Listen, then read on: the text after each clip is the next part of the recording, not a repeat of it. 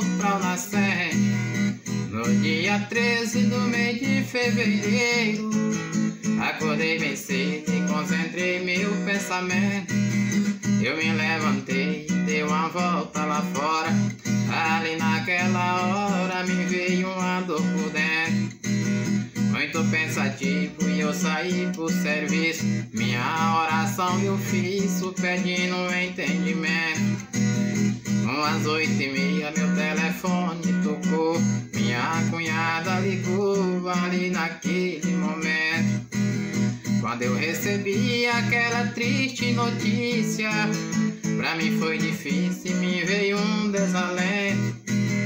Só em saber que o meu pai faleceu, meu coração doeu, foi grande o sentimento. Vou contar um pouco sobre o acontecido, deixando esclarecido pra muitos ficar atentos. Em Dianópolis ele começou a passar mal, levaram pra o hospital, foi péssimo atendimento. Foi transferido pra HGP lá de Palma, com muito trabalho conseguiu encaminhamento. Depois uma sonda, mas não adiantou, foi assim que começou todo o seu sofrimento.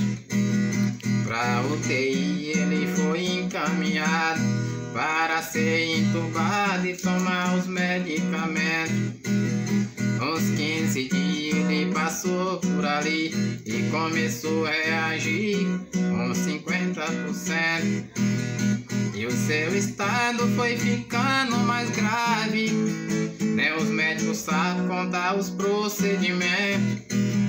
E com urgência fizeram uma cirurgia e tá com hemorragia, foi grande o sangramento. E foi ali que ele não resistiu e de repente partiu, que veio o falecimento. Foi morar com Deus, o meu querido pai, tá descansando em paz na glória do salvamento. Aqui na terra ele completou o seu dia e hoje a sua família vamos rezar por você em forma de agradecimento.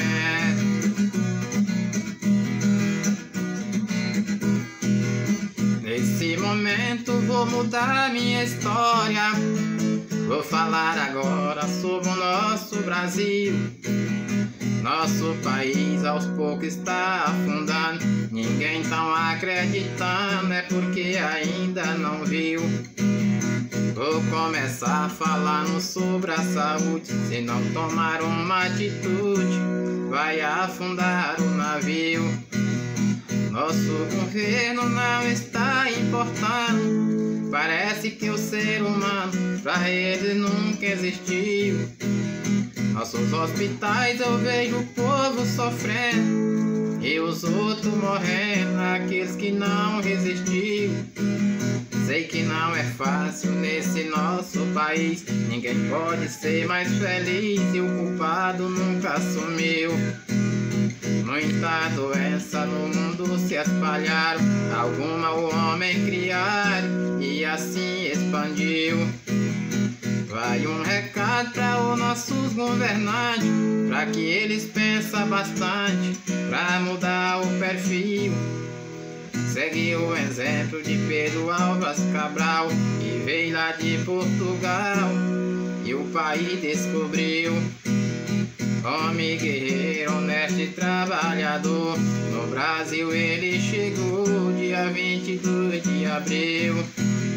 E a sua história já ficou marcada, hoje ela é encontrada até nos livros infantis.